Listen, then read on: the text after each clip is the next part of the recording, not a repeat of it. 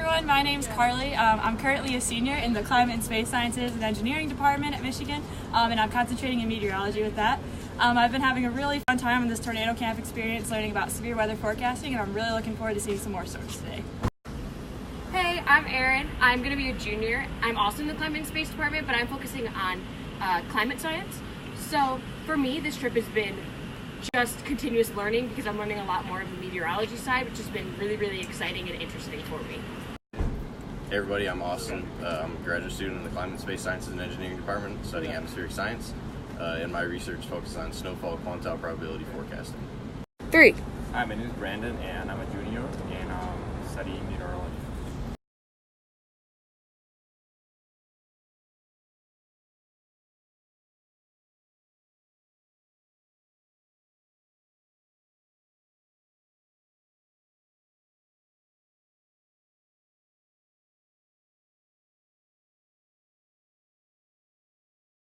So the first ingredient we look for is moisture. To kind of quantify this moisture, we look at dew point temperatures. We're hoping for a dew point temperature of about 60 degrees Fahrenheit or above, because this can lead to good storm formation. Alright, so another measure that we look at when forecasting severe weather is instability in the atmosphere, right? So to do that, we quantify it with a value called CAPE. And that stands for convective available potential energy, which I'll talk to you a little bit more about in a second. Alright, so before I mentioned a value called CAPE, and now I'm going to show you what I mean when I say that. So here on my computer screen you can see what's called a skew T diagram. That's something that's commonly used when forecasting. It's also sometimes called a sounding. So basically this green line here, that shows you the dew point profiles. This red line, those show you the temperature profiles. And if you see this yellow dashed line here, the area between the yellow dashed line and the red line, this available energy here is what we call CAPE. And basically the higher the area is, or the higher the CAPE value is, that means you have a higher likelihood of having severe weather. Alright, so another ingredient we look for is wind shear in the atmosphere. So wind shear helps storms get organized. We generally want more of it because in the storm's updraft where the air is rising, we don't want the rain to fall back on itself. We want it to be tilted. So the vertical wind shear allows for the rain to fall outside of the updraft, allowing us to access all of the convective available potential energy that Carly talked about earlier. So, we have 3 ingredients already for severe storms: moisture, instability, and shear. So our final ingredient to set stuff off is lift. So you've got an unstable atmosphere, and you need something to get parcels of air, so little bits of air here, to go up and actually start forming updrafts. You need a trigger for that. And those can be different things. So you can have an upper level trough move through, so just a system that comes through and provides some lift. You also have lift tied to terrain. So over there, we got the Black Hills, and they're heating up at the same rate as air below them in the lowlands. And those Black Hills are high enough, the air around them is cooler. So those bubbles of air that get heated by the Black Hills start to rise. And that rising motion is going to be one of our main sources of lift for today. So if you look over there, we already have little cumulus clouds popping over these hills. Hi, my name is Christopher Weiss. I'm an associate professor of atmospheric science at Texas Tech University and one of the principal investigators on this NRI field project.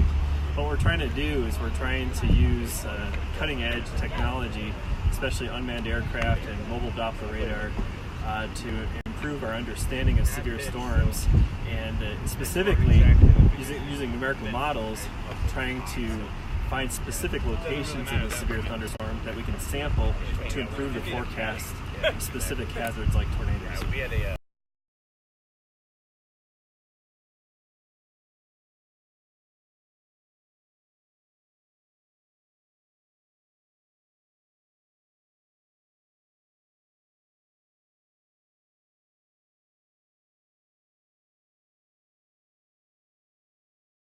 Alright, well, we barely made it a couple miles out of Rapid City area, and as you can see, those little tiny cumulus clouds we were watching bubbling over the mountains earlier have become that massive tank right there.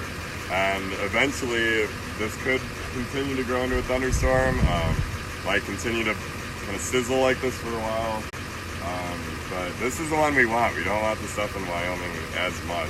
We think this has a much better environment, so let's see.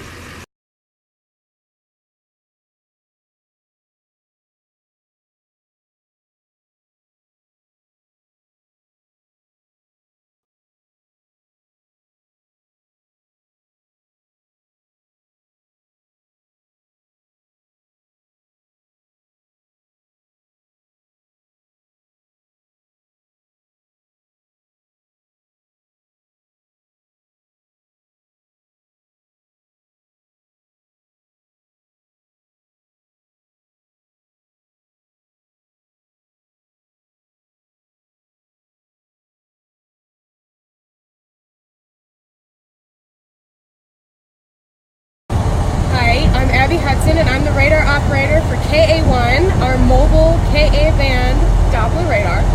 And here's my operating system. Right now I have a program called IRIS that we use to program how the antenna spins and at what angles we want the radar to send out microwaves so that we can get more information about the storm. And so we have our whole mobile command system back here, and it allows us to relocate and chase the storm to the best of our ability. Hi, I'm Jessie McDonald, and I'm a radar operator for Texas Tech. Here we have the radar on the back of the radar truck. This giant soccer ball looking thing is the dome that protects the radar. So inside you have the actual radar, and it can spin in 180 degrees, or it can look up 90 degrees.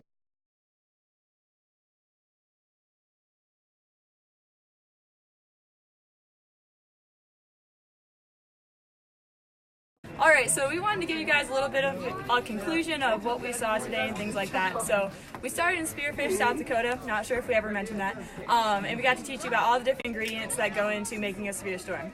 Well, all those ingredients came together, we found a storm we wanted to chase, took us into Wyoming for a little bit, got some nice scenic views from that as well.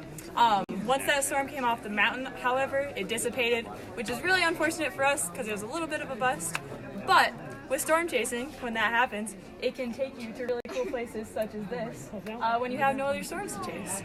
But anyway, I really hope you guys enjoyed hearing our stories, seeing a little bit of what it's like to be in the field in this type of work. And definitely make sure to follow us at University of Michigan Class Department on all of our different social media. Thanks, guys.